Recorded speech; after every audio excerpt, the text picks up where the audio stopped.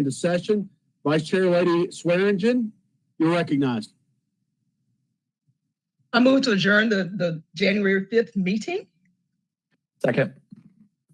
I got a motion by Vice Chair Lady Swearingen, second by Councilman Carlisle. Are there any other unfinished business from January 5th? Hearing none, the January 5th council meeting is hereby adjourned without objection. Sergeant Arms, please call our January 26th council meeting to order.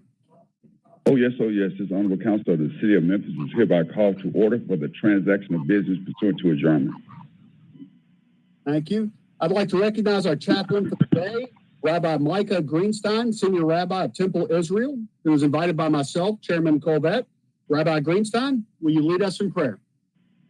Chairman Colvett and all you honorable city council leaders, before this January King month ends, on my mind as we prepare to pray is the Reverend who spent the last hour of Dr. King's life at the Lorraine and who influenced my life greatly, the Reverend Dr. Samuel Billy Kiles. Starting in the 1990s until his death, Reverend Kiles and I would speak to audiences around Memphis about the power of one person, any person, to make a lasting difference. And he would often tell the story about the English poet Robert Louis Stevenson, who lived just after Memphis was founded in the 1800s.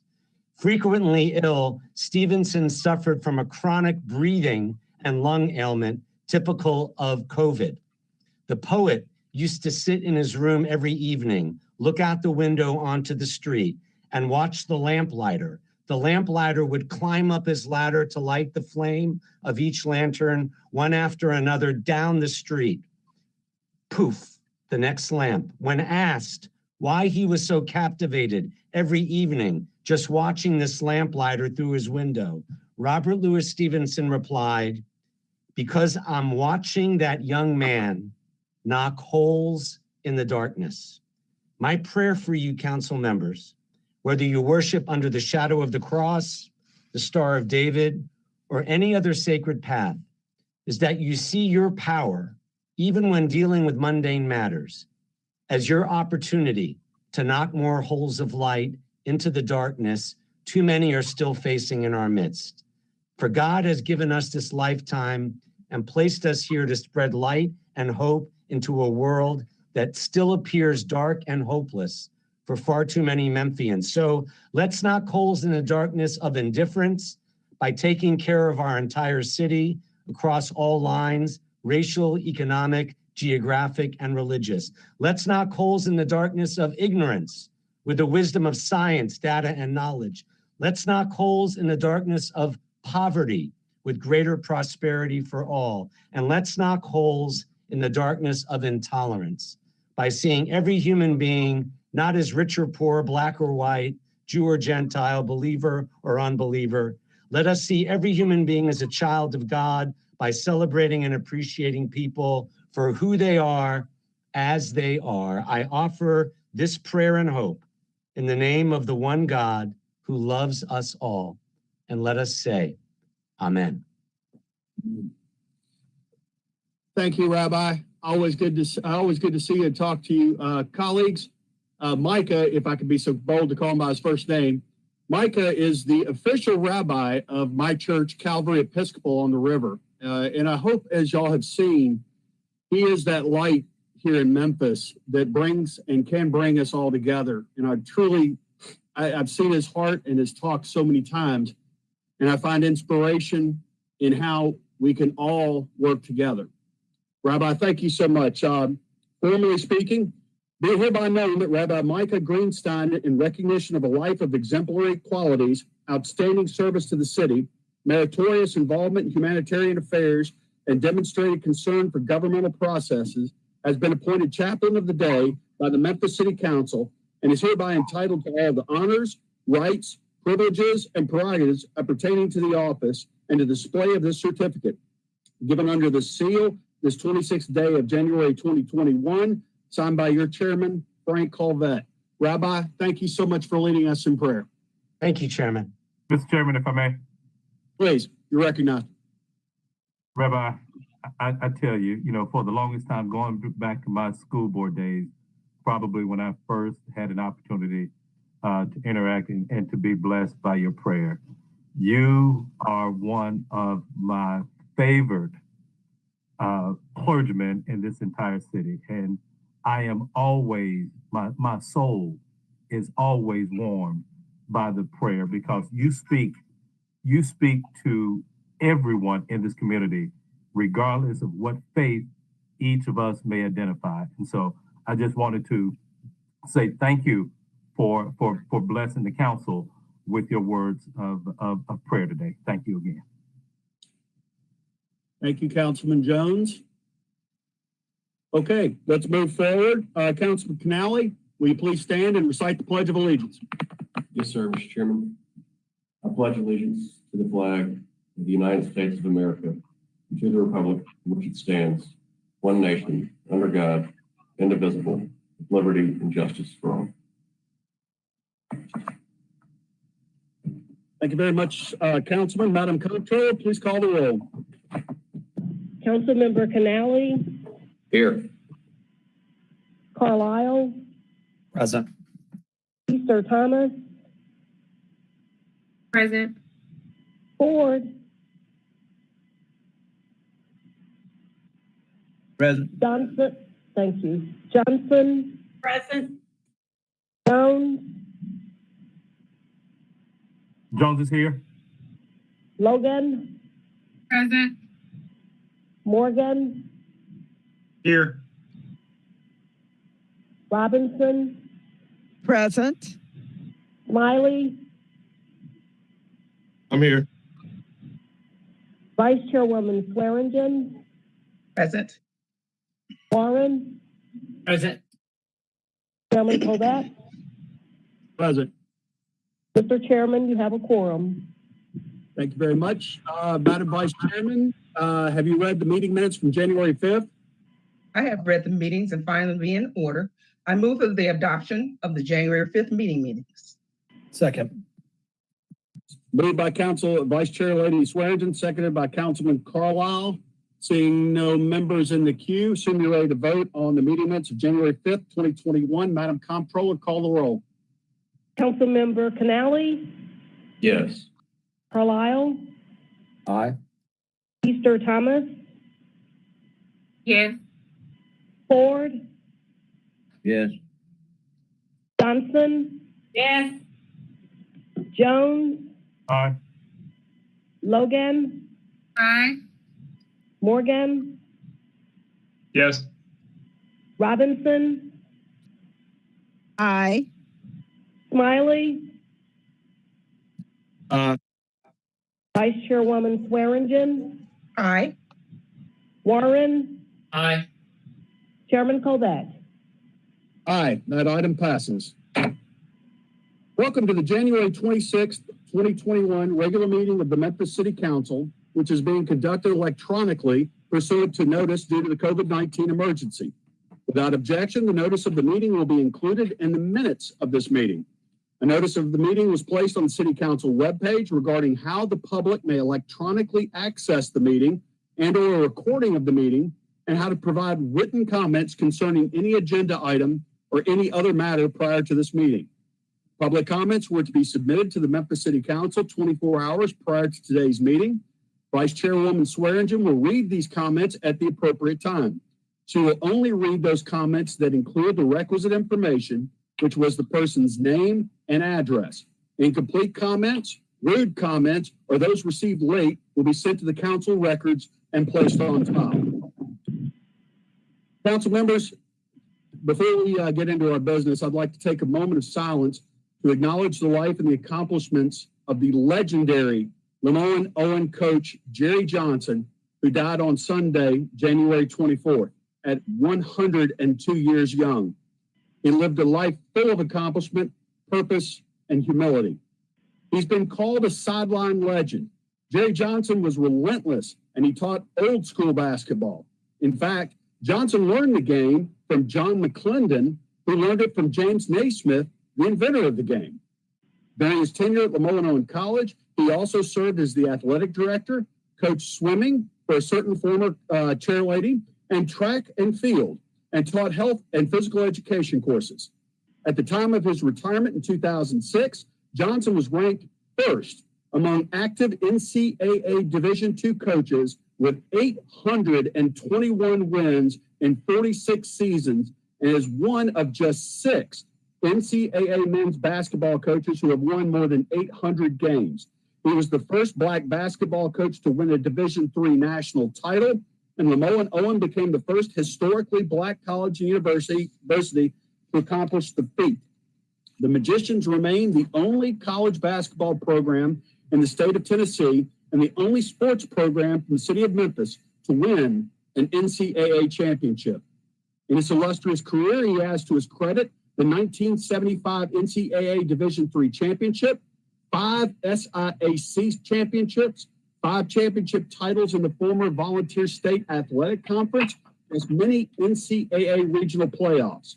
Through the years, Coach Johnson was named VSAC Coach of the Year 4 consecutive years, and SIAC Coach of the Year. He was inducted in the Fayetteville State Athletic Hall of Fame in 1991 and to the SIAC Basketball Hall of Fame in 1995.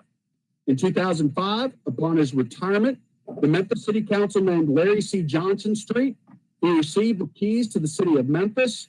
He received the keys to Lemoyne Owen College and was given a Lifetime Achievement Award by the city of Memphis. In 2012, Lemoyne Owen renamed their gymnasium in Johnson's honor. Maybe the most lasting legacy Coach Johnson will leave us is the actual men he's taught, coached, and mentored. From his teams, there have come 8 NBA players, 6 high school or junior high school coaches, 7 college coaches, 4 principals, a city councilman, and a former mayor of Memphis. We will now have a moment of silence.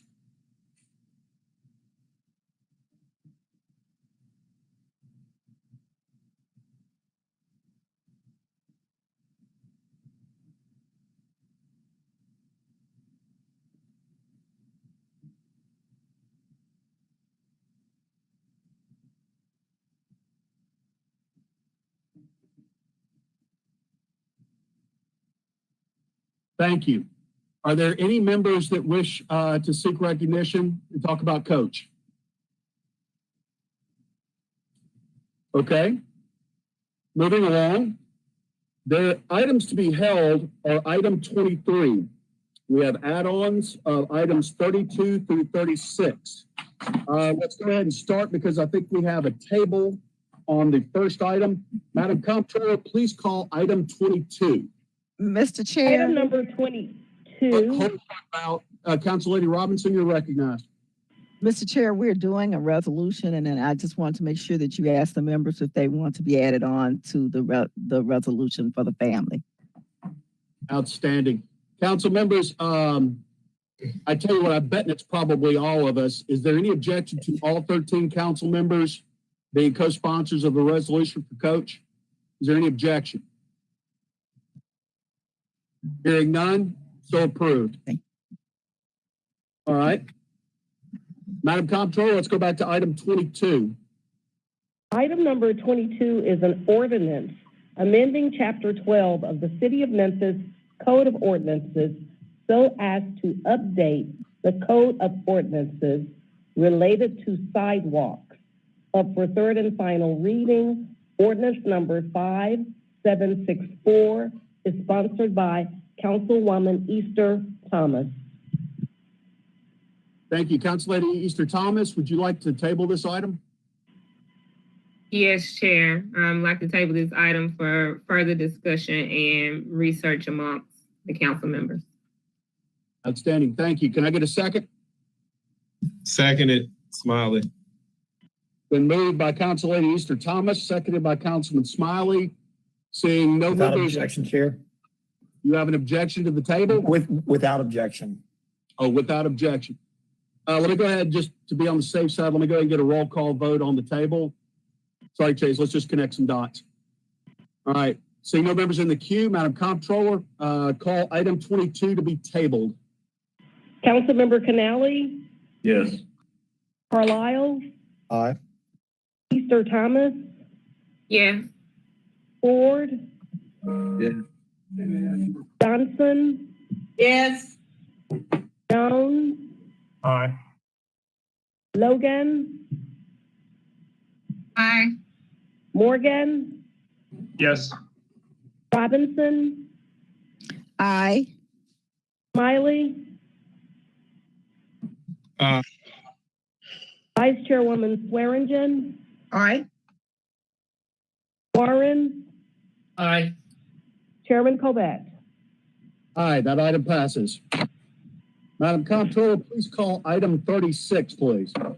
Item number 36 is a resolution recognizing and honoring Grammy-nominated artist Dominique Lil Baby Jones for his contributions to the city of Memphis and pledging to address the bigger picture by donating to those in need. This resolution is sponsored by Councilman Smiley, and there's a request for same night minutes. Thank you, Councilman Smiley. You're recognized. Thank you, Mr. Chair. So I understand that folks do not have to be nice. People do not have to give their hard-earned money to support those who do not have. So I'm just grateful that Lil Baby understood the importance of supporting those in need and was kind enough to bring his warm wishes coat drive to the city of Memphis. And I also want to thank everyone who contributed to the gloves and the socks that were also provided during the coat drive. And thank you all for supporting this resolution and honoring Lil Baby's contribution to our citizens. Thank you.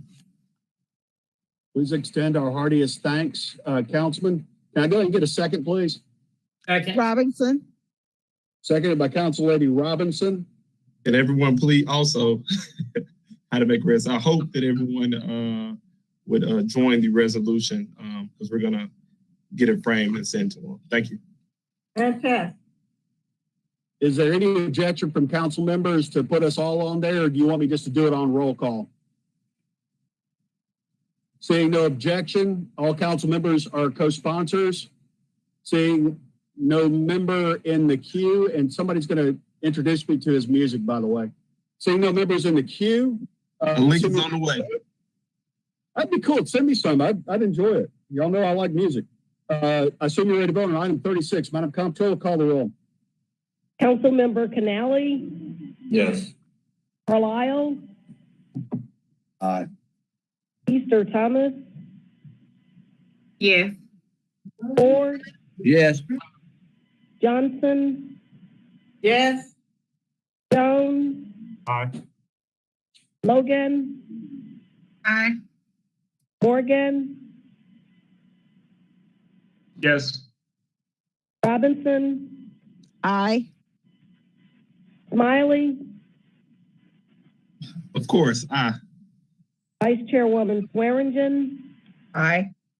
Warren, Aye. Chairman Colvett. Aye, that item passes. Madam Comptroller, please call item 1. Item number 1 is a resolution approving a street and alley closure located on part of Autumn Avenue, east of Lipford Street and north of Sam Cooper Boulevard, containing 5,042 square feet in the residential-6 district. This resolution is sponsored by the Division of Planning and Development. It was held from January 5th. The case number is SAC 20-21. Thank you. Councilman Canali? Thank you, Mr. Chairman. Ashley, is the applicant on the line? Yes, Mr. Binky as well as Mr. Bray are on the line. Okay, great. Colleagues, we heard this case in committee, and because we heard this case online, we did not give the applicant or the opposition, which there is none in this case, the chance to speak. So we sent this downstairs with no recommendation. Administrator Whitehead remains on hand. Should anyone want a presentation or have any other questions? With that, Mr. Chairman, I move it to the floor. Thank you. Can I get a second, please? Second, Swearingen. I got a second by Council Lady Swearingen. Councilman Canali, back to you. Is there any discussion or anything we need to talk about? Thank you, Chairman. Mr. Benke, would you like to speak? If I could have your name and address for the record. Yes, John Benke, 1164 Brookfield in Memphis. Mr. Chairman, members of the council, always a privilege to be before you. Just a brief background. The reason the application is before you is because last summer we began work on a proposed project for the land that lies to the north. And then we consulted with Ken Johnson over at Traffic Engineering, and he gave us some directives before they could even review the access that we need to get onto the property, that anyone would need to get onto the property. And in that process, we had to get a release from the state of Tennessee, TDOT, which we did receive. And then that was signed off on by Mr. Johnson and DPD, meaning they saw that we did get the release. The only other thing I would add is this, that at the request of DPD, we extended the length of the street closure and agreed to that, just thought it was a good idea. Originally, we were just getting the area of Autumn closed where we would access to the property. And then one positive point, kind of a secondary bonus to this, is there's a curb cut that was put in on Sam Cooper years ago that leads up to Autumn. One of the conditions that we're agreeing to is to close that curb and then extend the sidewalk back across there, and that'll stop the traffic going back around to Autumn into over to the other street over there to the west. That's really the highlights, and I'm happy to answer any questions. Councilman Carlisle. Thank you, Chair. Colleagues, I had the opportunity to speak with the applicant representative and see a potential render for what the site could look like. I know we've had significant discussions on gas stations in Memphis, and in particular, being very sensitive to all of the work that has gone along Broad Avenue, and including some of the longtime anchors like Broad Avenue Baptist Church. What I will note is that they have an approved site plan today. We are weighing in on a street closure that will help them kind of create the total site. And I think Administrator Whitehead can confirm this, but based on the legislation that is working its way through, they'll come back for one more site plan review from the council where we can start to weigh in a little bit on the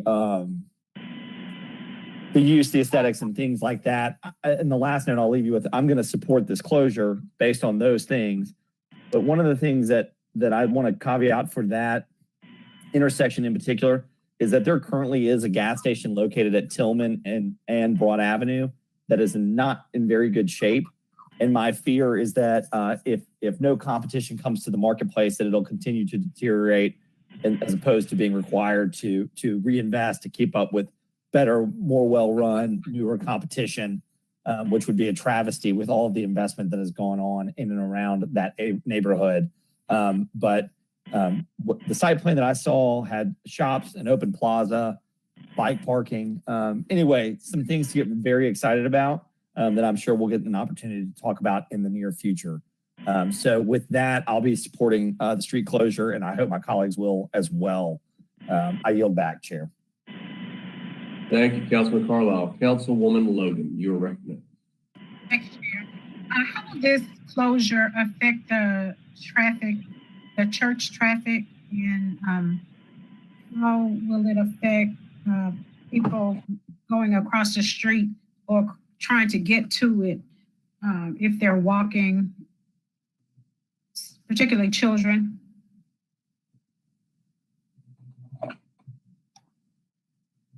You want me to address that, Councilwoman?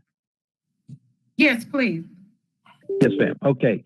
I don't think there will be any impact on the church because the Sam Cooper Boulevard has the divider in the middle, and right now it's right in, right out at the church, and that almost certainly no adult and no child in particular would not be crossing Sam Cooper except down at the intersection. So I think we're safe on that point. Okay, thank you. I yield back, Chair. Thank you. Councilman Jones, you recognize. Thank you, Mr. Chairman. So just so I'm clear on this, what we're voting on now just relates to the street closure. Even if the item that's before, well, even if the gas station proposal is voted down, this closure will still be in effect. Is that the case, Mr. Whitehead? Mr. Chairman, Josh Whitehead with the Division of Planning and Development. The street and alley closure process is a several-stepped process. And in many ways, what most people don't realize is City Council is the beginning of the story, not the end of the story. I would venture to say if this applicant does not get his entitlement for the gas station, he probably would not proceed with the next steps of physically closing the street. But he might, because then it could make his property more valuable to a potential purchaser. Maybe to make it more simple, street and alley closures generally have a condition that within 3 years of a city council approving the closure, the conditions of the closure, the physical sealing up of the street must be done. Okay. If it's not done within 3 years, the approval evaporates. Okay.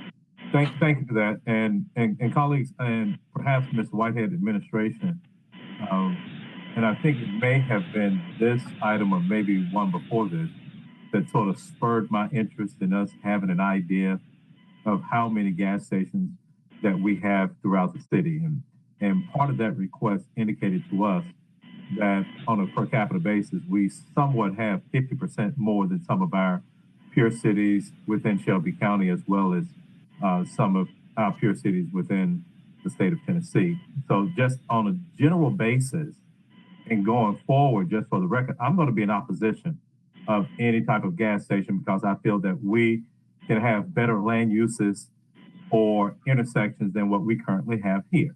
Thank you for that, Mr. Whitehead. So with that being the case, I just wanted to be clear that by a de facto vote of this closure was not a de facto approval of the proposed gas station at this particular intersection. So with that in mind, I can vote in favor of this, but for anybody who's listening who may think that they have business to come before the council, seeing this type of information here, it's going to be hard for me to approve gas stations because I feel that there's better use for a lot of property. And we've seen many, I've seen instances where there have been a new gas station to come about at an intersection, and it has done nothing to inspire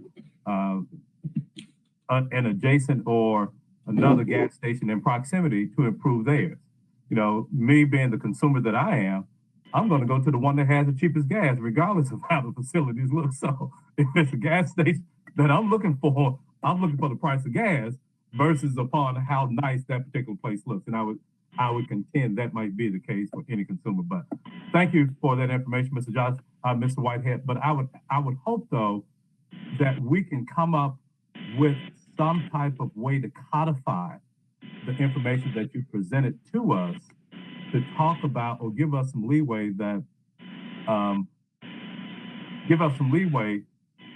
to take into account the proliferation of gas stations and convenience stores that have taken place in the past. Thank you. Thank you, Councilman Jones. Councilman Morgan, you're recognized. Thank you, Councilman Keneally. I absolutely hear what Councilman Jones is saying, and I do want a deeper dive in terms of more context, those gas station numbers. I don't, it's broken down, I guess, per capita. I don't know if that's the way to do it or if it's average miles that per capita might be driving, if that has an effect on the number of gas stations where there just might be more demand or more commuting in this area versus others. Commercial gas stations that are kind of targeted towards trucking and interstate versus more residential or neighborhood ones. I'm not sure. But I think the numbers are pretty clear that we're overweighted however we're going to look at it. But I still want to keep kind of digging into that a little bit. This vote in particular in front of us, I don't think it really, I don't think it locks us into having a gas station on this corner. In fact, it might provide the property owner more options in terms of marketing the property as something else. I don't have a problem with the closure. I'll be voting in approval for today, and I consider that a separate vote than the use for the rest of that property there. Thank you. Thank you, Councilman Morgan. Councilman Smiley, did you wish to be recognized? I was just echoing the sentiments of Councilman Jones as it relates to, I'm going to the cheapest gas station. I don't care what it looks like. Okay, fair enough. Chairman, I moved this item to the floor, and it was seconded by Vice Chair Swearingen. And with that, I give it back to you. Thank you very much, Councilman. I see no members in the queue. Assume you're ready to vote on item 1. Madam Comptroller, call the roll. Councilmember Canale, Yes. Carlisle, Yes. Mr. Thomas, Yes. Ford, Yes. Johnson, Yes. Jones, Aye. Logan, Aye. Morgan, Yes. Robinson, Aye. Smiley, Okay, that was a stroke. Vice Chairwoman Swearingen, Aye. Warren, Aye. Chairman Corbett. Yes, that item passes. Madam Comptroller, call item 2, please. Item number 2 is a resolution approving a special use permit located at 2369 Covington Pike, containing plus or minus 2.66 acres in the commercial mixed-use district. This resolution is sponsored by the Division of Planning and Development. The case number is SUP 20-14. Thank you. Councilman Canale? Thank you, Mr. Chairman. Ashley, is Miss Angela Taylor on the line? Yes, she is. Ms. Taylor. Okay, colleagues, we heard this case in committee, and because we heard this case online, and did not give the applicant or opposition, which in this case there was no opposition, chance to speak, we gave this case no recommendation. Staff remains on hand. Could any member wish another presentation? But with that, Mr. Chairman, I move to the floor. Thank you very much. Can I get a second? Seconded. Councilman Warren seconds. Ms. Taylor, you have the floor, about 60 seconds. You want to just introduce yourself?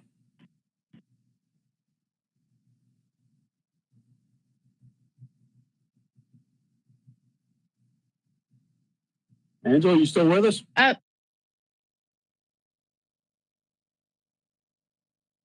y'all there? Yes, ma'am. Okay, I'm sorry, it kept going to mute. But our main business here is we detail and recondition cars, and we would like to get our dealer's license so we could sell, 10, 12 vehicles a month. Okay, very simple. Angela, could I get your name and address for the record, please? Yes, it's Angela Taylor. I'm sorry, what? I keep interrupting. I apologize. May I have your name and address for the record, please? Angela Taylor. Do you want my home address? Yes, ma'am. 327 North Avalon Street, Memphis, Tennessee, 38112. Thank you very much. There's no opposition. Councilman Canale, you have the ball. Thank you, Mr. Chairman. Councilman Warren, you're recognized. Yes, I just want to say I sort of looked at that map that we were shown, and as I understand it, this is in that district where there are a lot of cars that are being sold on Covington Pike, and it's sort of at the end of a cul-de-sac before it ends up into a power line. So it seems to me like if we're going to have people sell cars, that may be a good place for them to do it. And I can understand that we don't want to have used car lots everywhere in the city, but this may be a good spot for one. So I'm going to be supporting it. Thank you. Thank you, Councilman Warren. Mr. Chairman, I do not see anyone else in the queue. I move this item, seconded by Councilman Warren. With that, I give it back to you. Thank you very much. Assume you're ready to vote on item number 2. Madam Comptroller, call the roll. Councilmember Canali, Yes. Carlisle, Aye. Easter Thomas, Yes. Ford, Yes. Johnson, Yes. Jones, Aye. Logan, No. Morgan, Yes. Robinson, Aye. Smiley,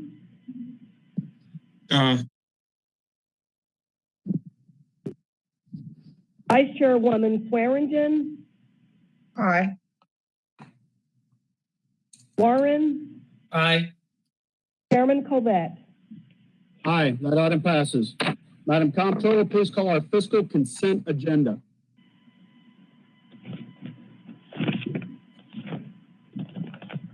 Our fiscal consent agenda is item number 14, a resolution seeking acceptance of a donation in the amount of $1,000 from 901 Parkinson Fighters to the Memphis Police Boxing Gym. This resolution is sponsored by Police Services. There is a request for same night minutes. Item number 15 is a resolution to accept funds in the amount of $216,000 from the Memphis Fire Department Foundation for the RADA program from January 1st, 2021 to March 31st, 2021. This resolution is sponsored by Fire Services, and there is a request for same night minutes. Chairman Colvett, that concludes our fiscal consent agenda items. Thank you very much. Can I get a motion for a second? Move it.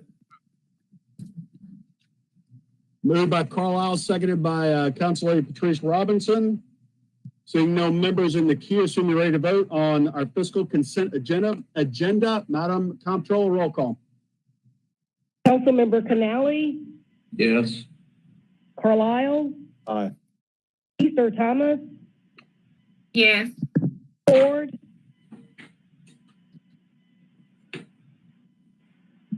Johnson, Yes. Jones, Aye. Logan, Aye. Morgan, Yes.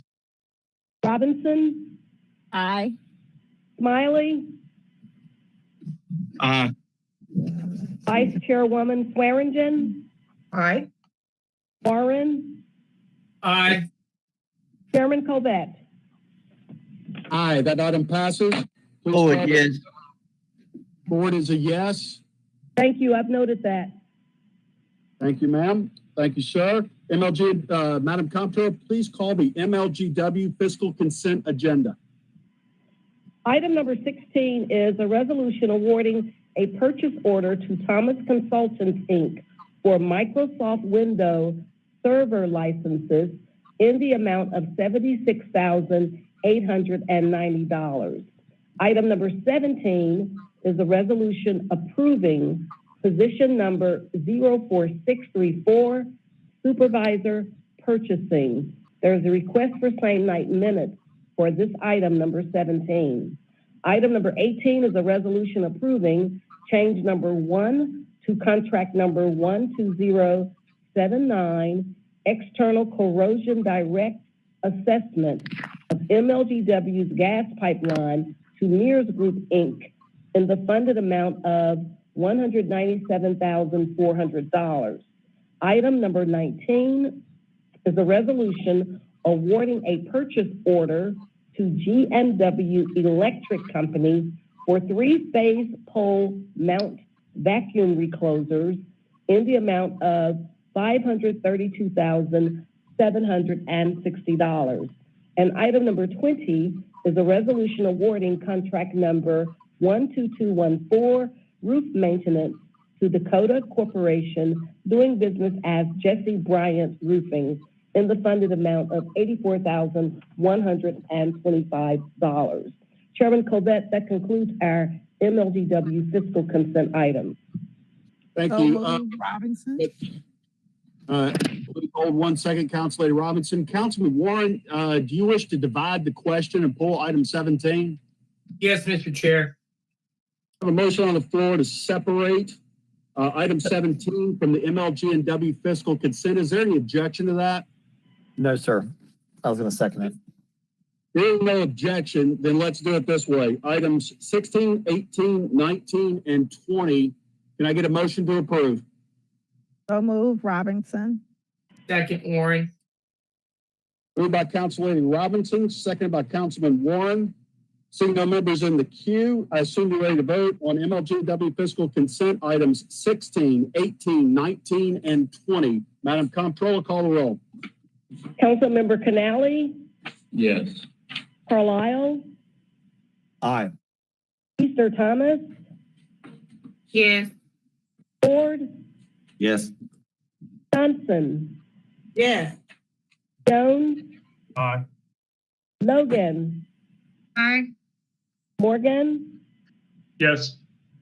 Robinson, Aye. Smiley,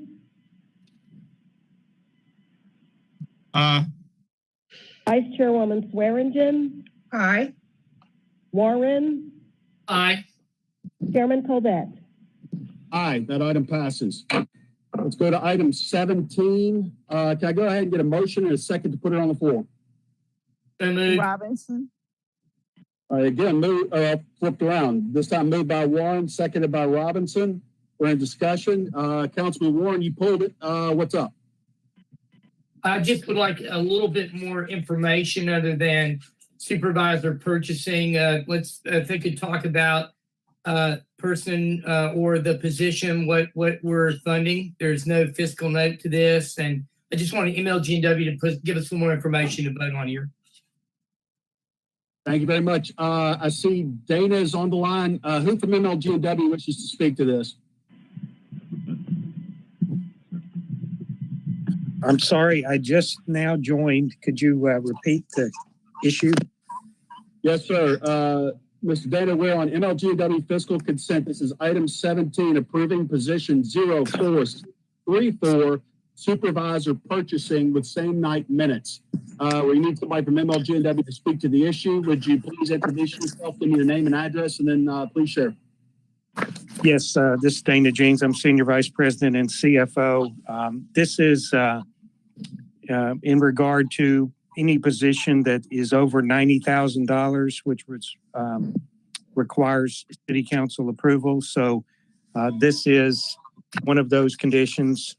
This is a position that is in excess of $90,000. I believe the salary is $95,000. So that is the reason this is on the agenda. We are asking for same night minutes so that we can proceed with hiring the individual. Can you tell us what the position is and its function, just in general, so we have an idea? Yes, sir. This is the supervisor of purchasing. This supervisor is responsible for the activities of leading the purchasing group in terms of all of the materials that MLGW needs to purchase, all of our wire, cable, pipe, et cetera, essentially materials. We similarly have a supervisor of contracts that deals more with the procurement of services, but this is for purchasing primarily of materials. Thank you very much. That's what I was looking for. When we have this come up next time, if we just sort of have a little brief bio afterwards on this, I know the MLG&W board knew what that was, but for us, I wasn't sure exactly what the supervisor of purchasing did and how that works. So thank you very much. Yes, sir. We'll do that next time for sure. Thank you very much, Councilman Carlisle, you're recognized. Thank you, Chairman. I just want to echo Councilman Warren's points. To have a line item for same night minutes with no description, no fiscal note, is not necessarily appreciated. I thank you for wanting to correct that going forward. I would also ask, that as we look back and look forward to the Baker-Tilly report, I'd like for us, since you're here, Dana, I think here in the very near future, if you would get with Chairman Colvett, I'd love to get an update on where we are in the Baker Tilly report, because a lot of that has to do with some of our compensation studies. So I couldn't tell you, nor should I be able to, what a purchasing or supervisor of purchasing should or would be compensated at. But I know that we had a lot of talk about manpower efficiencies, but we never quite got into a compensation study for review for MLGW. And that's something that I would like to circle back on here in the very, very near future. With that, Yes. I'll yield the floor back, Chair. Yes, and if I may reply, Councilman Carlisle, we have engaged in a compensation study that is in the works right now. It may be another 6 to 8 weeks before we have the results from that, but we'll be happy to share what we find from that. I'll put it on my calendar to look forward to. Thanks, Dana. Yes, sir. Yes, sir. All right. Thank you, Councilman Carlisle. Seeing no other members in the queue, I assume you're ready to vote. It was moved by Warren, seconded by Robinson. Madam Comptroller, call call the roll on item 17. Councilmember Canali, Yes. Carlisle, Aye. Easter Thomas, Yes. Ford, Yes. Johnson, Yes. Jones, Aye. Logan, Aye. Morgan, Yes. Robinson, Aye. Smiley, Aye.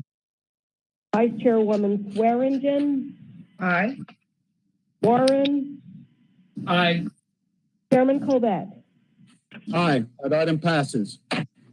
Madam Comptroller, let's go to item 32. Item number 32 is a resolution reallocating and appropriating $15,000 in awarded City Council community grant funds for FY 2021. This resolution is sponsored by Councilman Ford, and there's a request for same night minutes. Thank you very much. Councilman Morgan or Councilman Ford, you're recognized.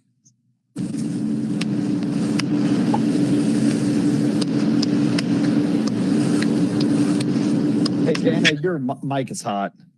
Dana, yeah. Shut your mic off. There you go. I tell you what, let's go easy with it. Councilman Morgan, you're recognized.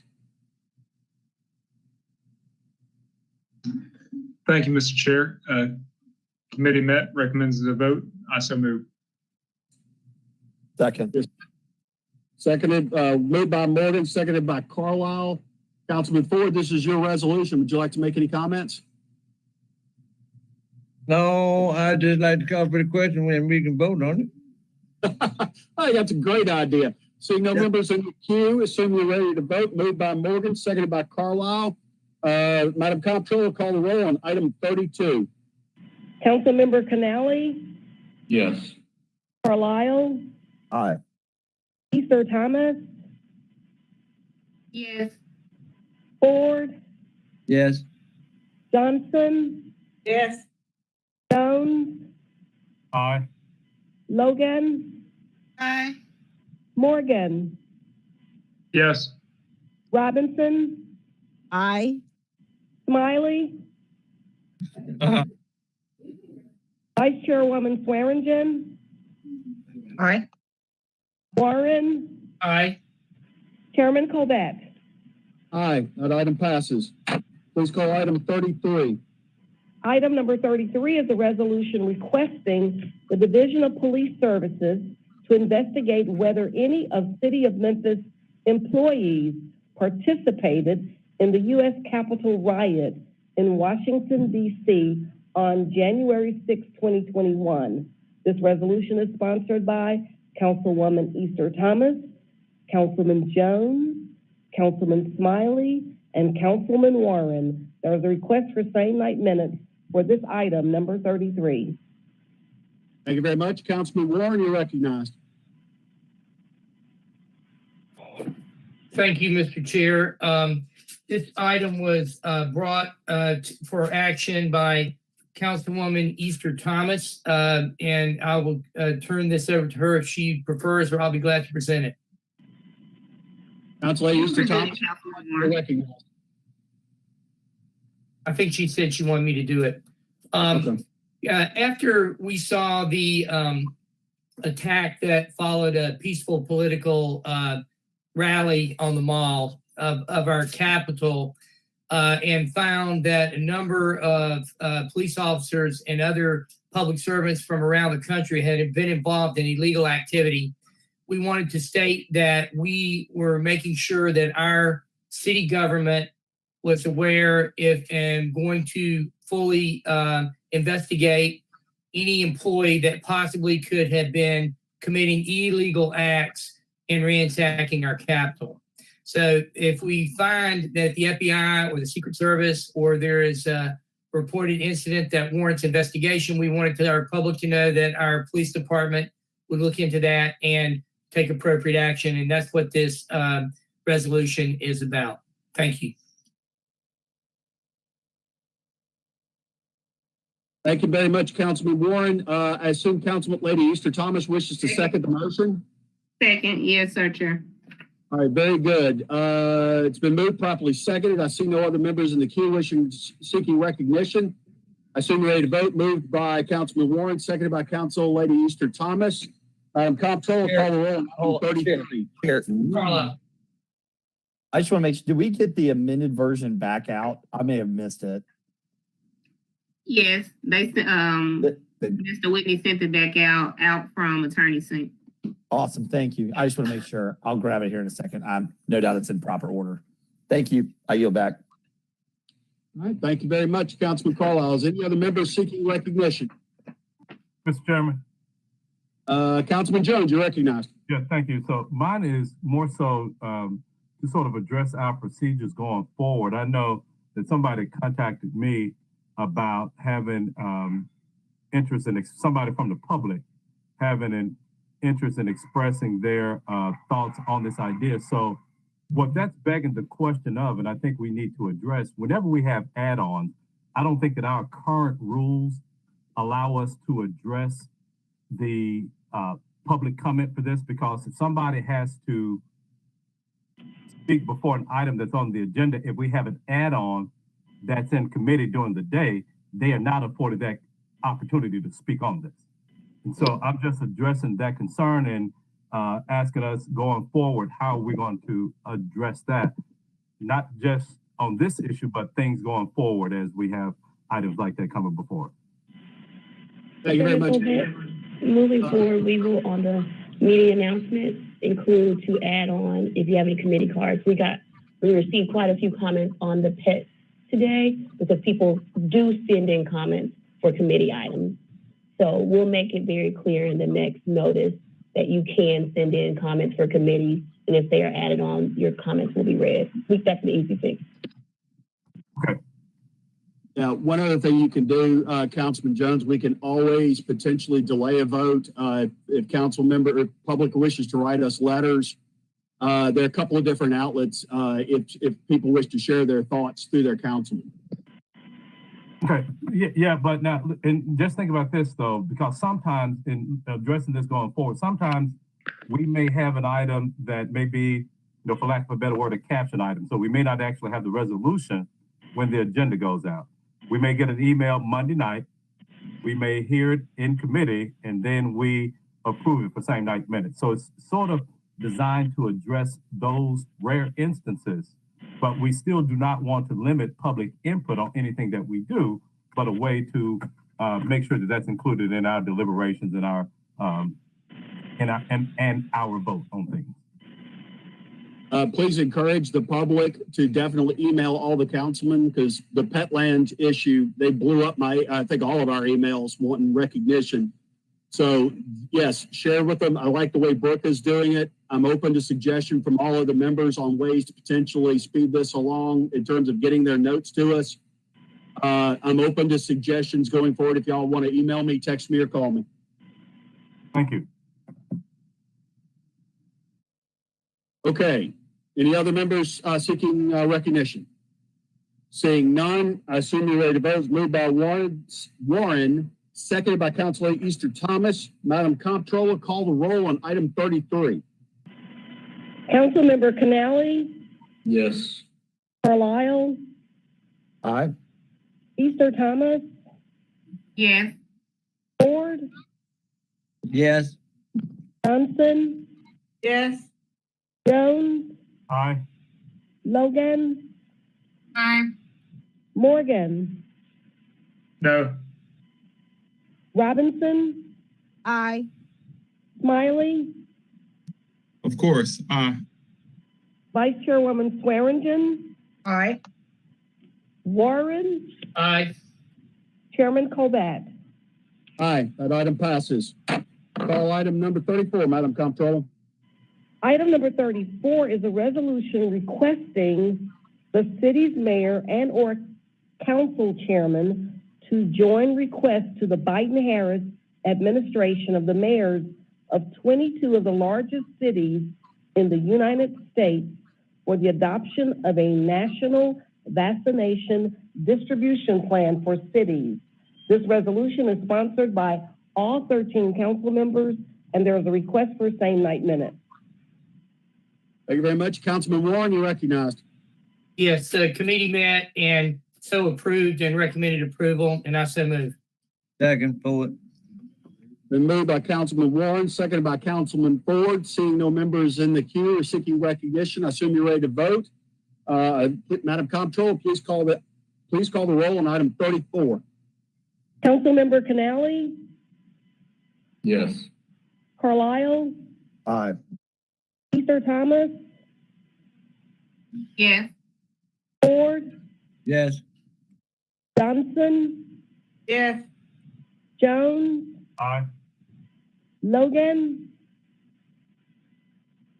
Aye. Morgan, Yes. Robinson, Aye. Smiley, Vice Chairwoman Swearingen, Aye. Warren, Aye. Chairman Colbert. Aye, that item passes. Call item 35, please. Item number 35 is a resolution accepting, allocating, and appropriating grant funds in the amount of $20,000 FY 2021 operating budget, project number GR 90094 from the Corporation for National and Community Service. This resolution is sponsored by the Human Resources Division, and there's a request for same night minutes. Thank you. Councilman Smiley? Mr. Chair, the committee may recommend approval, and I so move. Second. Moved by Councilman Smiley, seconded by Councilman Warren. Seeing no members in the queue, I assume you're ready to vote on item 35. Madam Comptroller, call the roll. Councilmember Canali, Yes. Carlisle, Aye. Easter Thomas, Yes. Ford, Yes. Johnson, Yes. Jones, Aye. Logan, Aye. Morgan, Yes. Robinson, Aye. Smiley, Vice Chairwoman Swearingen, Aye. Warren, Aye. Chairman Colbert. Aye, that item passes. Madam Comptroller, please call item 24.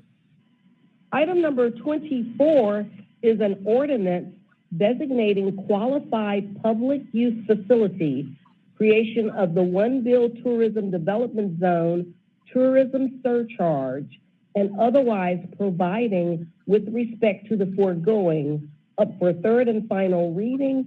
Ordinance number 5770 is sponsored by the administration.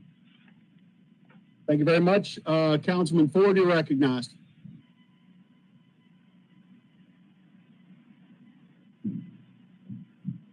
Committee met recommend approval, I so move. Second. Been moved by Councilman Ford, seconded by Councilman Warren. I see Councilman Morgan is in the queue. You're recognized.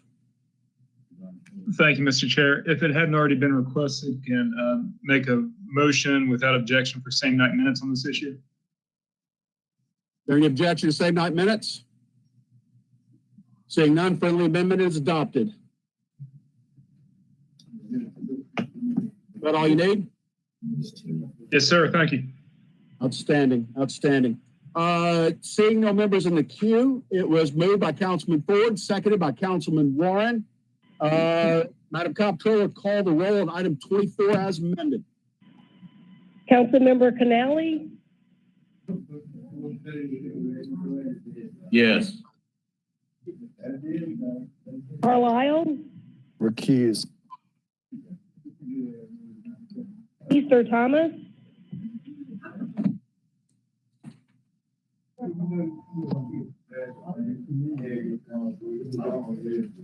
Ford, Yes. Johnson, Yes. Jones, Aye. Logan, Aye. Morgan, Yes. Robinson, Aye. Smiley, Vice Chairwoman Swearingen, Aye. Warren, Aye. Chairman Colvett. Aye, that item passes. Madam Comptroller, please call item 31. Item number 31 is a resolution to create and fund the Anti-Violent Crime Task Force for the City of Memphis. This resolution is sponsored by Councilman Warren. It was held from January 5th. Councilman Warren, you're recognized. Thank you, Mr. Chair. This resolution speaks to the GVIT plan that I think we've seen presented in the governor's State of the City address. It goes back to what we've been talking about since I came on the council about ways that we can lower the murder rate and try to get some help to these kids that are killing each other. It's got, what we're trying to do is to say that we want the mayor to go ahead and develop this plan, implement this plan to get help out using the 5 sort of pillars in their plan, which are suppression, intervention, prevention, community mobilization, and an organizational change.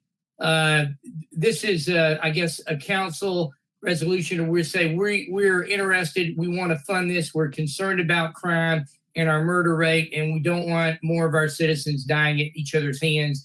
We want to get them the services they need. We want to take the guns off the street that they have, and we want to make our neighborhoods safe.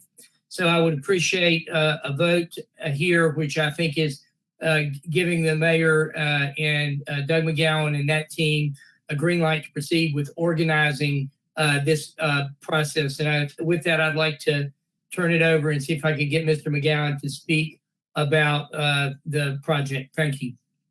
All right, Councilman Warren, just for purposes of discussion, give me a motion. And I so move. Thank you very much. Can I get a second? Morgan seconds. Moved by Warren, seconded by Councilman Morgan. Chief McGowan, you're recognized. Thank you, Mr. Chairman. Thank you, Councilman Warren. And I appreciate the encouragement and the support of this resolution. We all know that this is violent crime is a matter that police alone cannot solve and our prosecutors cannot solve.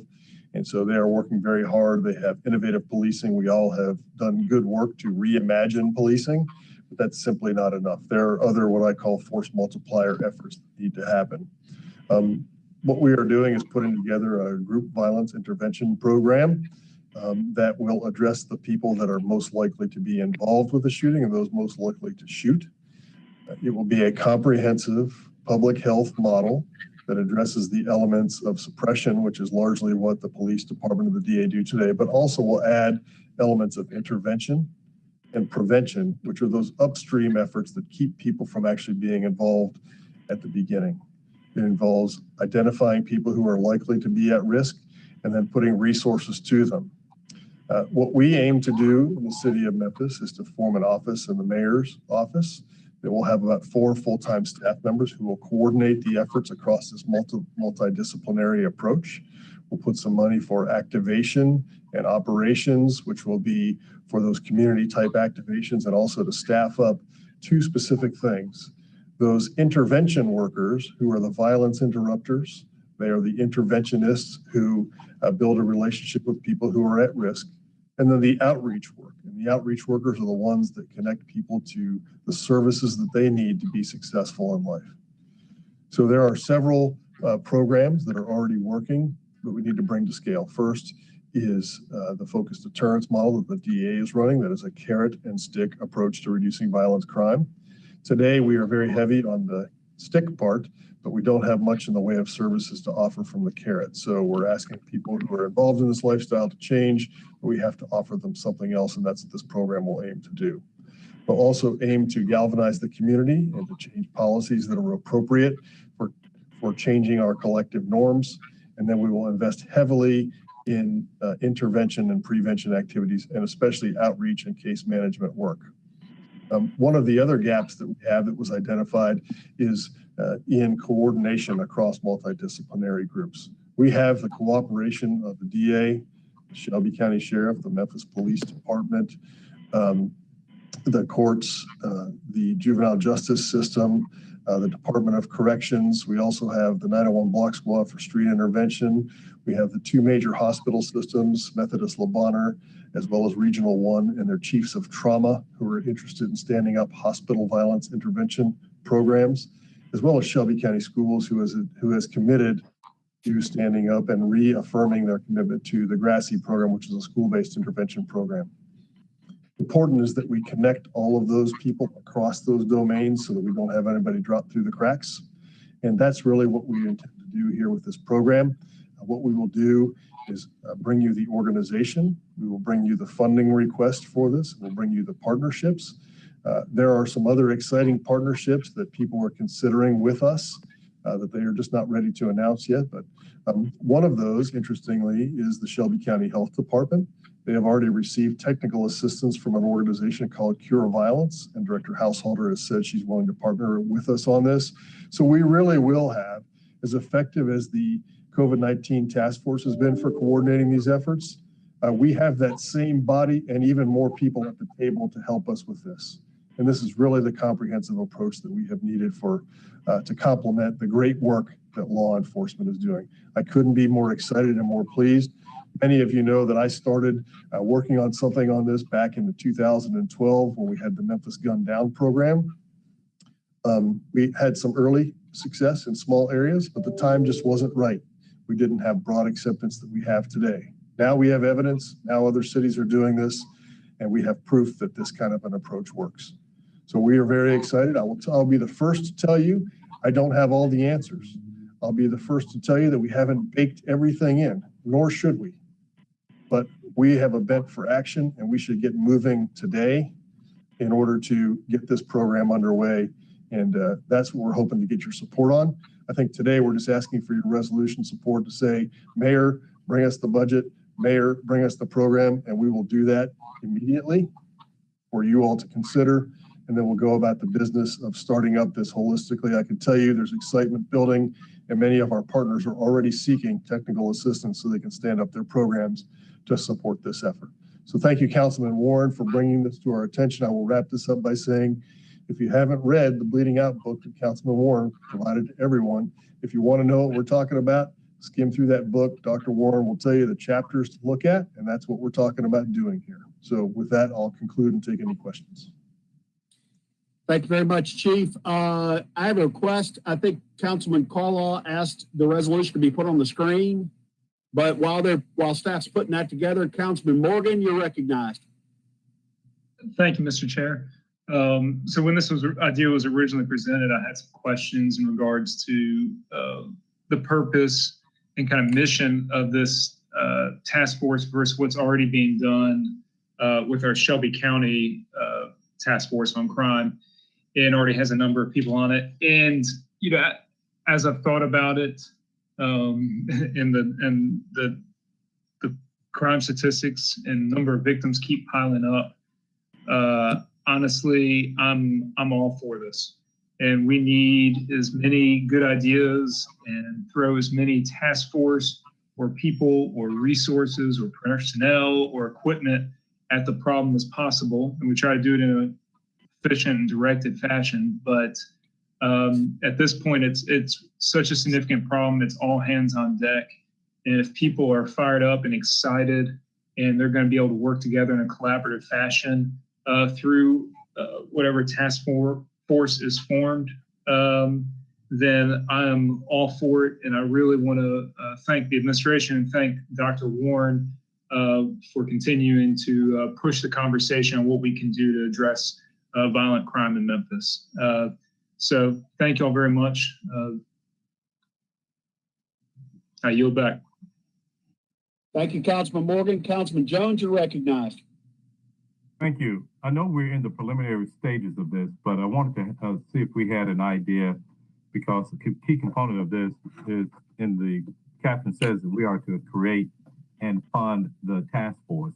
Do we have an idea of what the fiscal note would be for this undertaking? It can be a broad range, and where we propose to fund it. Is this something that we could look to do under our current budget, or will we have to look to the next budget for the next fiscal year before we can fund it? It's a great question, Councilman Jones, and the budget will be whatever you all approve. But I will tell you that I am targeting $2 million a year from the city's budget for this effort. And the answer to your question is, if Chief Ford and I will look at the sales tax revenues that are coming in, and if there's the opportunity for us to get started with this spring, then that's what we will look to do. And then during the FY22 budget, we will bake this in. Now, that $2 million is just to get the city's part started, to have some staff, to have, more than half of that goes to community-based programming and to get those outreach workers and intervention workers up to speed. And much of that is, there will be some technical assistance. Unlike previous efforts, we asked the philanthropies to fund it first, and then we said, we'll figure it out with the city money later. But we're saying, let's step up to the plate. We're serious about this. We have all talked about reimagining policing and putting money into other areas that will appreciably change outcomes, and that's exactly what this is. We will match this with philanthropic donations. I will tell you that there are several philanthropic partners who have said they are committed to this. They haven't told me what they will give, but I haven't made a specific ask. And we are hopeful that we'll be able to get matching money from some other partners who come to the table to deliver, again, some of the exciting things that I can't really reveal yet from other partners because they're not ready to understand it, but they're looking to make a substantial investment that will come alongside ours with capacity for service to our citizens. So I think it's a reasonable first step. It doesn't mortgage our future, and it's enough to get us started, and then we can reevaluate as we go. So that's the thumbnail sketch for you, Councilman Jones. Okay, and then my next question, I see that there are a number of different agencies, government agencies included in this. Will there be an infusion of funding from the other government agencies, or would this solely rely upon funds from the city of Memphis? Another great question. This would be our City of Memphis commitment, and I intend to use this to speak with the other governments to have them come alongside. One of the things, again, I don't want to put our partners across the street on the spot, but certainly if we're stepping up to make this investment, it'd be reasonable for us to ask our other partners to come along, and I intend to do that. But I'm not going to put them on the spot today. I think it's important for us to step up and lead here and show our commitment so that people can follow along. And we will go first. Right, but and I would add too, though, is that if there's any money coming from Shelby County, please keep in mind that the majority of the money that Shelby County receives as a government is from the city limits or from the residents of the city of Memphis. And so if this is such a financial undertaking that we're looking to do, and the county does come on board with this, it would appear likely that that could lessen the burden that Memphians have to pay. Otherwise, we would be paying, in essence, if the county does this at an equal amount, Memphis would be paying an 85% share of that. So I would like to see if there's buy-in from county government, whether it's county government, but I would see the district attorney is still a county government agency, of which along those same lines, the majority of the funding comes from Memphis. Like to see that there's a fiscal addition on their part as well. Thank you for that, Councilman. And certainly in our focus of main effort is to make sure that the violence goes down in Memphis. I realize fully that some of it has to do with Shelby County, but you and I are aligned on that topic about how much money from Memphis funds the county budget. So clearly top of mind for me. All right. Thank you very much, Councilman Jones. Councilman Carlisle, you're recognized. Thank you, Chairman. Chief, good evening. I got a text that one of my votes sounded very solemn. I'm sorry, I'll try and be more chipper. My son wet the bed last night at 2:50 in the morning and then climbed in bed with us and never got to go back to sleep. So you're getting fourth cup of coffee, Councilman Carlisle, right now. Better than the other way around, Councilman. Oh, love it. So Councilman Jones, thank you. I have those very same questions. Obviously, very interested to know, and this is the beginning steps. I often wonder when we talk about nonprofits and government involvement in wraparound services, kind of who is leading the ship, right? Certain groups work on very specific things, and they both have very good intentions, but there is nobody with an overarching vision and coordinating start to finish.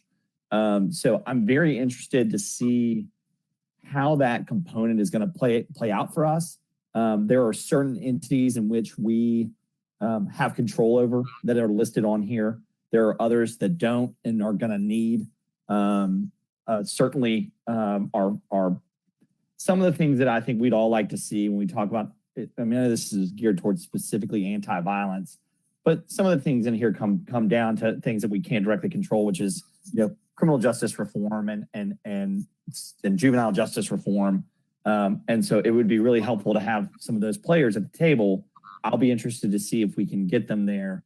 I know I'm pontificating more than directing direct questions, but these are the things when a new initiative is stood up or a new organization is stood up that I always ask myself, and I think Council Morgan touched on it, which is we have the Memphis and Shelby County Crime Commission. We have the inside the police department. We have just all these different groups that have good intentions. And I don't want to sound pessimistic is not what I am, but I don't want to sound gloomy or cynical, I guess would be the word of like, what's different this time? What is the step change this time? And as far as the note, I mean, obviously I know that we are cash strapped, but very sensitive. I think this whole body is about large initiatives being very effective. And I'm always willing to extend the faith that we've got to at least try.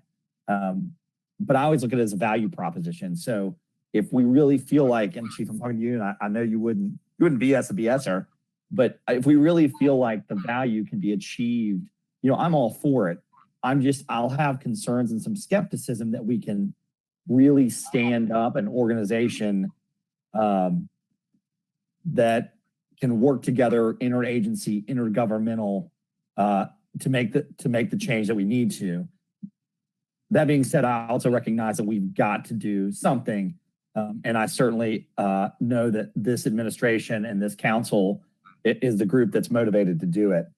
Again, I know I pontificated a lot there, but these are just kind of some of the thoughts since we haven't spoken about this in a while.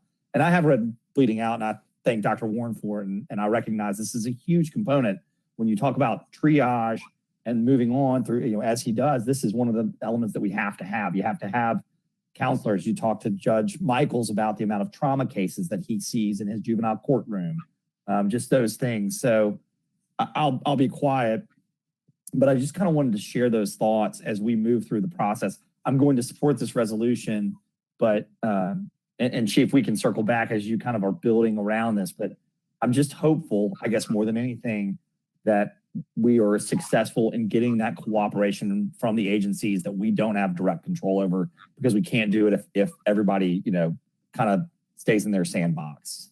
With that, I'll yield back the floor. Councilman Moore, thank you. Chief, appreciate you as always. Thank you, Councilman. Just a couple of quick comments on that. All very well taken. I will tell you that we did a significant amount of coordination with all those agencies. I also had a team of people make sure that what we're doing is not duplicative and is collaborative and complementary to the work that those other agencies are doing. And I will tell you, from the Metro Gang Unit to the Memphis Shelby Crime Commission to the Shelby County Sheriff and the DA, I have their full support for this. They have all said this is exactly what we need to have happen. You have our full support and cooperation. To your point about, sometimes you have to step out and lead, though you don't have the authority to do so. I will point to the COVID-19 task force. We clearly don't have the authority to direct anybody to do anything. We have a coalition of the willing, consisting of all of the schools, all of the hospitals, the health department, the cities, you name it. This will be a very similar effort. And the last thing I will say is, this isn't just about forming a group of people to do work. We are going to, we have a logic model already developed that has activities, outcomes, outputs, outcomes, and goals. And we will measure ourselves against those goals each and every month. And I will be the first person to come to you to say it's not working, if it's not working. And we need to pivot and do something different. And so we'll have the data out there so that we can all look at it.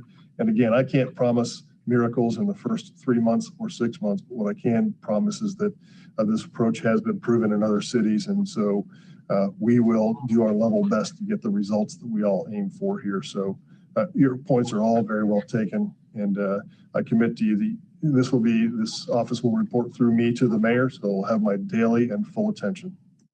Thanks, Chief. Your points are taken, well taken as well. I appreciate you. Thank you, Councilman Carlisle. Council Lady Logan, you're recognized. Thank you, Chair, and thank you for that presentation. My concern or my thoughts are that when I looked at this, talking to Dr. Warren, I was very hopeful because I felt that he understood the essence of the problem. However, looking at the resolution, I'm concerned that the organizations that have been compiled don't necessarily address the root of the problem. We've had the Crime Commission, Operation Safe Community. We've had, a number of different initiatives, and yet the crime rate, the violent crime rate, the murder rate is escalating. I don't see, and I'm not certain if that's coming later or if that's included, the areas that are needed.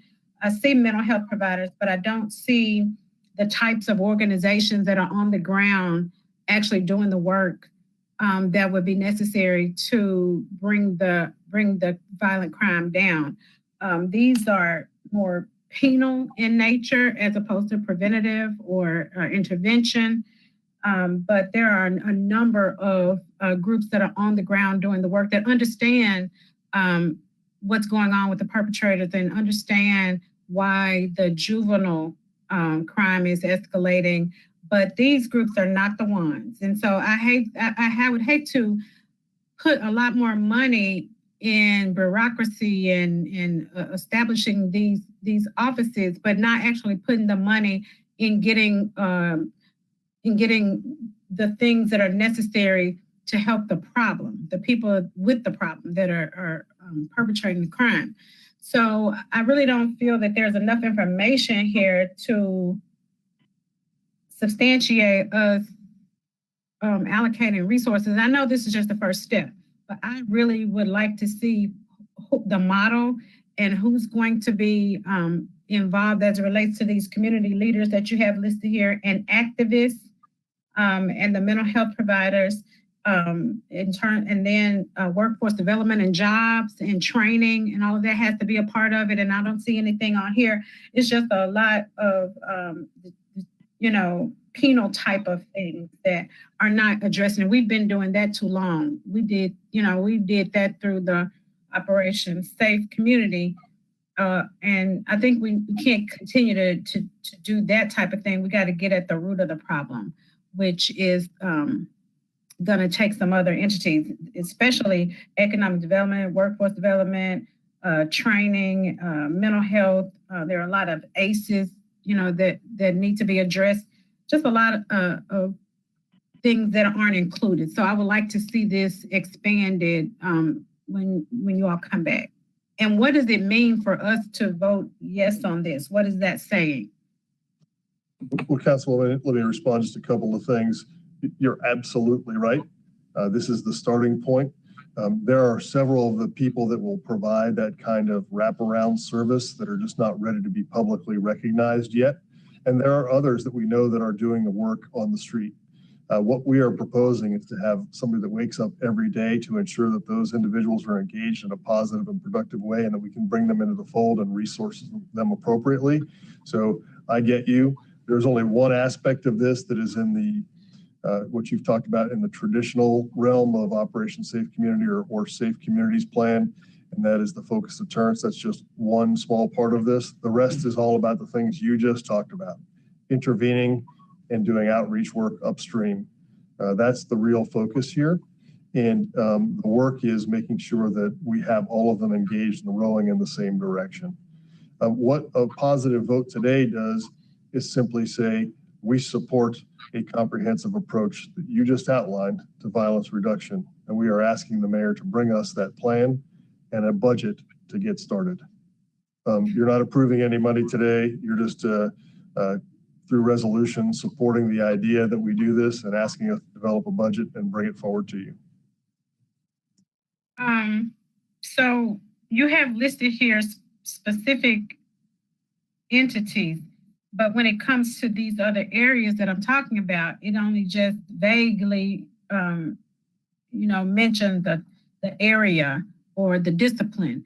And I really would like to see that expanded before we vote, because it's like we're saying yes to all of the policing and the district attorney and the TBI and the firearms, and then as an afterthought we list the other ones when those are the main ones that need to be funded and upfront. And as Carlisle, my colleague Councilman Carlisle said, they need to be the ones kind of leading the coordinated effort. And I think Dr. Warren understands that, but I just don't see it in this resolution. And I really am interested in seeing that as a part of what I'm voting on. Is it possible to expand this resolution to include that? It probably is. I will share with you the executive summary. And let me just assure you, the focus here is not law enforcement. It's everything but that.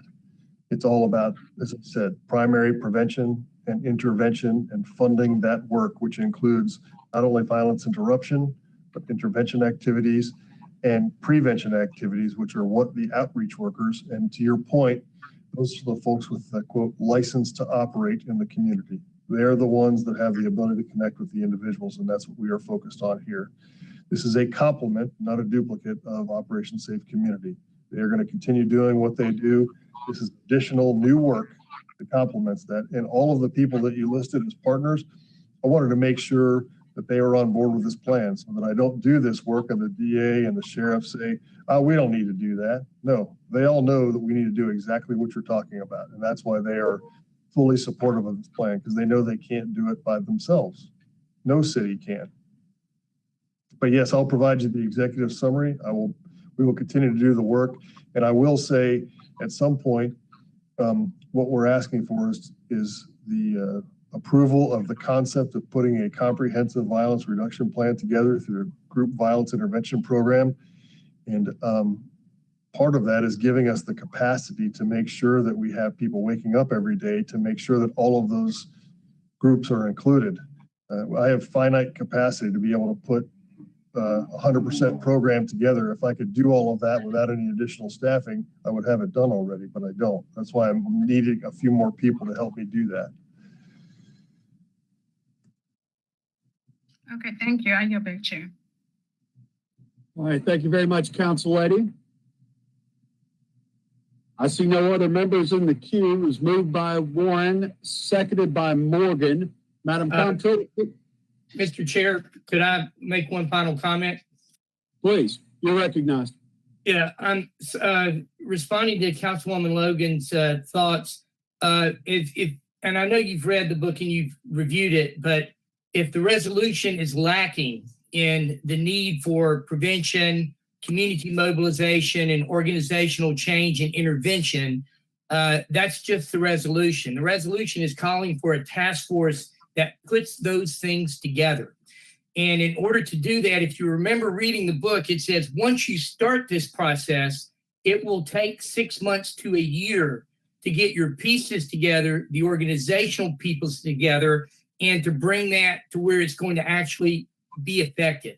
We've had a number of these pieces, as you mentioned, certain outreach pieces, certain crime prevention pieces, all in silos. And what we're asking the mayor to do is to lead this as we've led the COVID task force and organize this group that will do the things that Councilwoman Logan, you were talking about, that are the most important things. Although, remember the book Bleeding Out, you can't fix those if people are bleeding to death. So you've got to stop the bleeding, and you can't do that unless you address the other issues while you're trying to keep people from killing each other. So our community has been crying for us to do something against crime. And this is what I think we can show them we're trying to do. We are going to organize this in such a way that we provide services to the people that are killing each other so they don't feel like they have to do it.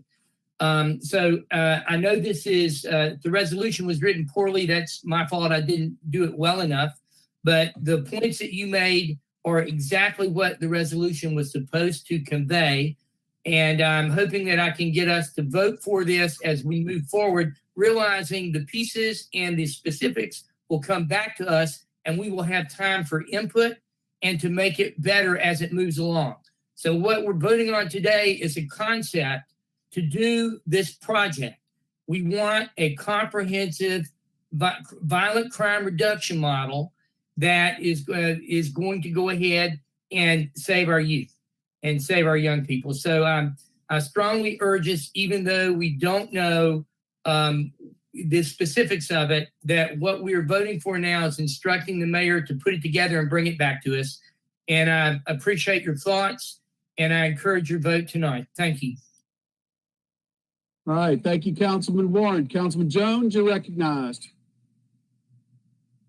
Thank you, Mr. Chairman, and I'll be quick on this. I know that Dr. Warren, at the beginning of last year, this book is something that you presented to all of us, and thank you for that. But the question that I have is, did the administration consider other, I guess, background or different theories of action as far as tackling crime? But it seems like this is one that was, this is one, and the basis of that bleeding out was the recommendation for this. I'd just like to know, were there any other strategies to use to address crime versus this particular book that was, that was forwarded by Dr. Warren in addressing this issue? And what were those? I'll tackle that, Councilman Jones. Thank you for asking the question. Yes. So I asked our partners at Innovate Memphis to do a gap analysis. I asked them to look at evidence-based practice that was done in every other city, all of the comprehensive violence reduction models that were done. There's a ceasefire model, cure violence model that's done in some other cities.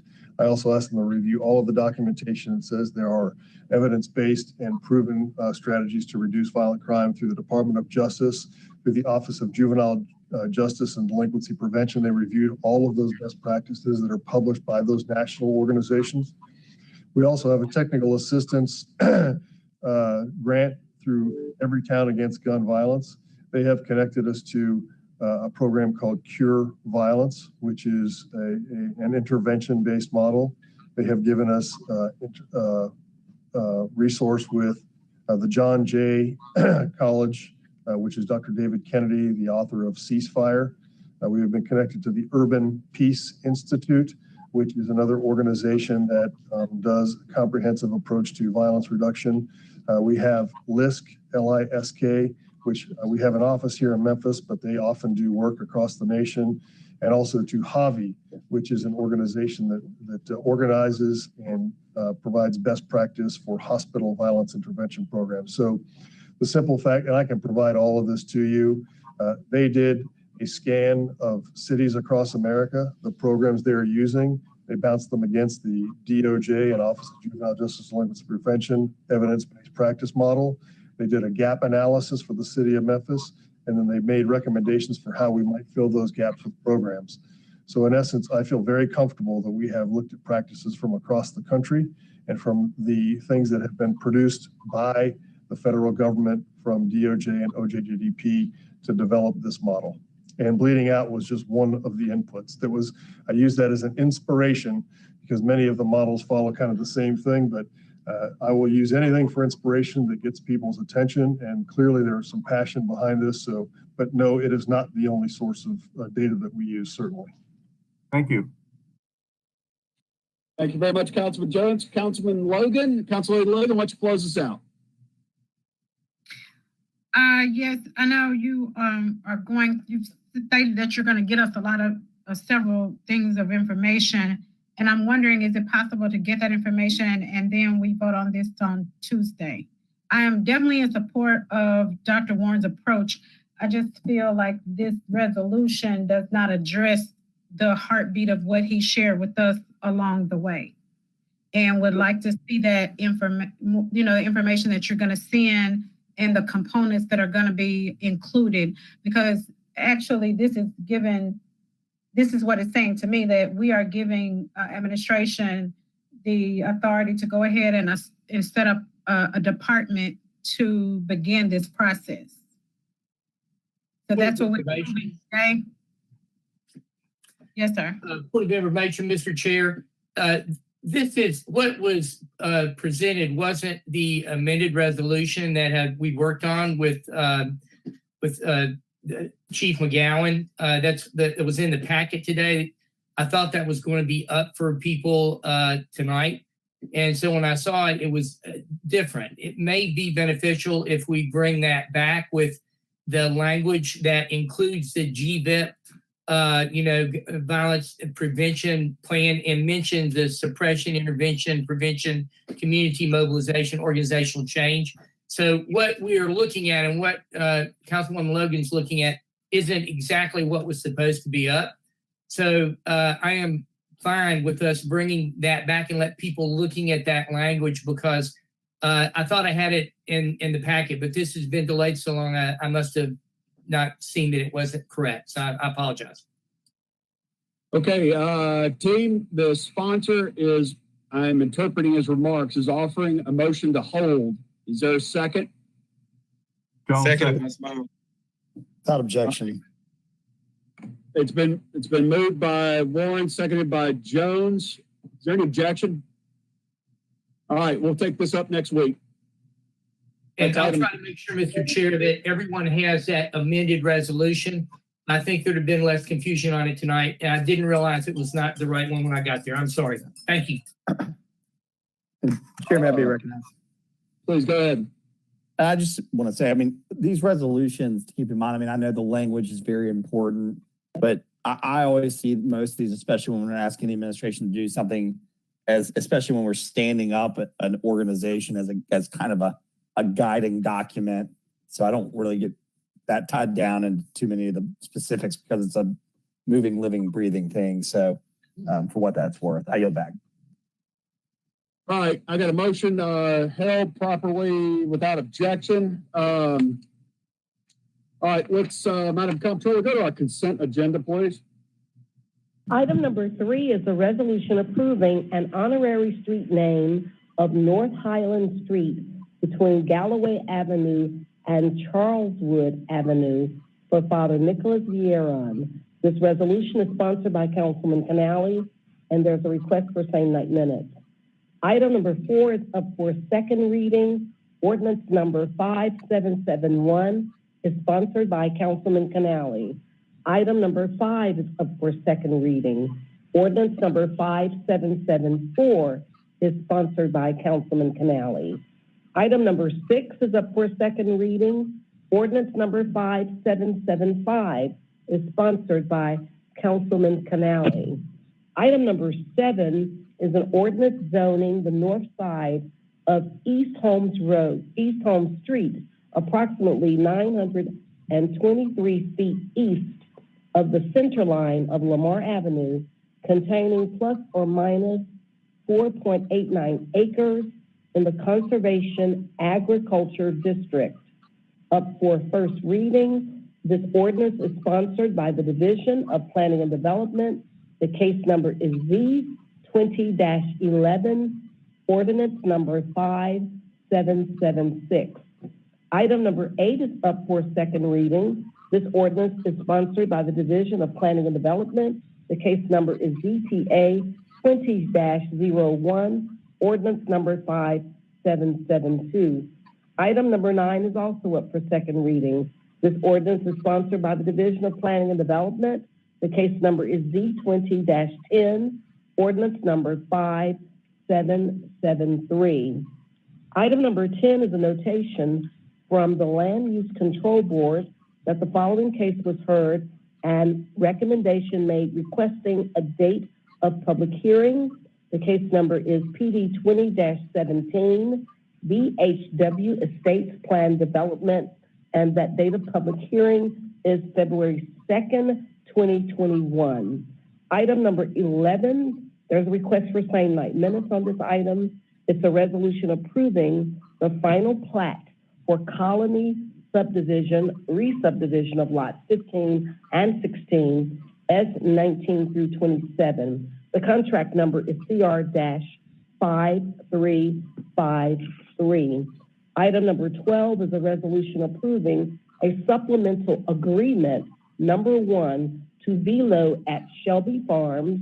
The contract number is CR-5313AM.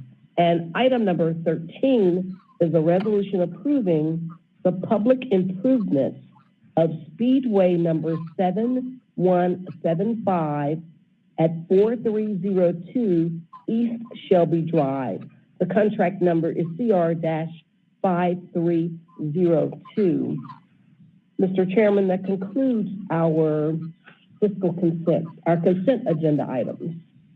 Thank you very much. Can I get a motion? So move, Robinson. Second, Carlisle. Been moved by Councilor Robinson, seconded by Councilman Carlisle. Seeing no members in the queue, assuming you're ready to vote on the consent agenda, Madam Comptroller, call the roll. Councilmember Canali, Yes. Carlisle, Yes. Easter Thomas, Ford, Yes. Johnson, Yes. Jones, Aye. Logan, Aye. Morgan, Yes. Robinson, Aye. Smiley,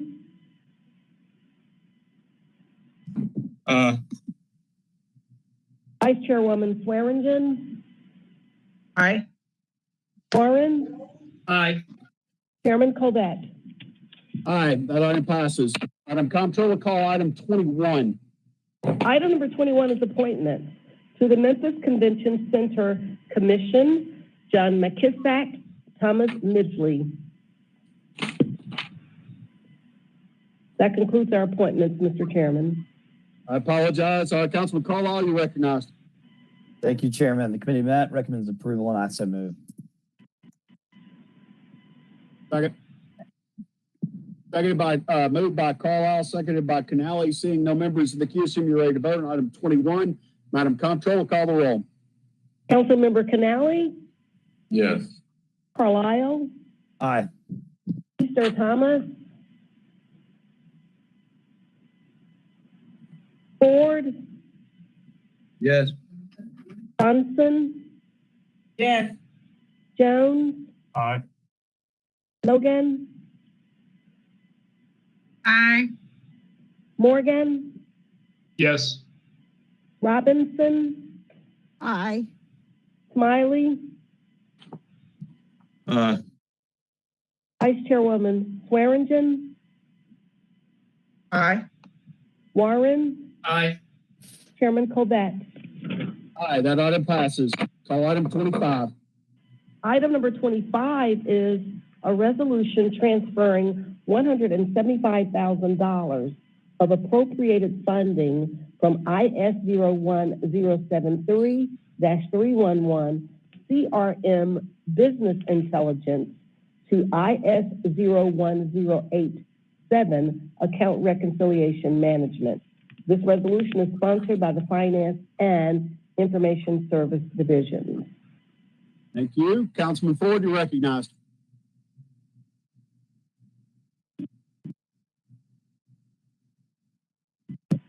Could I get a motion to move it to the floor, please? Anybody? Second. Moved by Carlisle, seconded by Canali. Seeing no members in the queue, assume you're ready to vote on item 25. Madam Comptroller, call the roll. Councilmember Canali, Yes. Carlisle, Aye. Easter Thomas, Ford, Yes. Johnson, Yes. Jones, Aye. Logan, Aye. Morgan, Yes. Robinson, Aye. Smiley, Vice Chairwoman Swearingen, Aye. Warren, Aye. Chairman Covette. Aye, that item passes. Call item 26.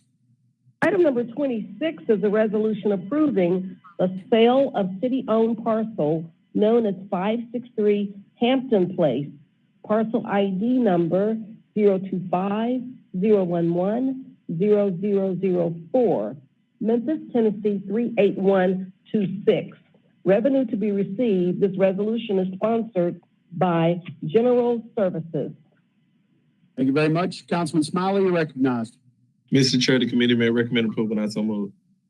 Thank you. Second, please. Second. Been moved by Smiley, seconded by Councilman Canali. Seeing no members in the queue, assume you're ready to vote on item 26. Madam Comptroller, call the roll. Councilmember Canali, Yes. Carlisle, Yes. Easter Thomas, Ford, Yes. Johnson, Yes. Jones, Aye. Logan, Aye. Morgan, Yes. Robinson, Aye. Smiley, Vice Chairwoman Swearingen, Aye.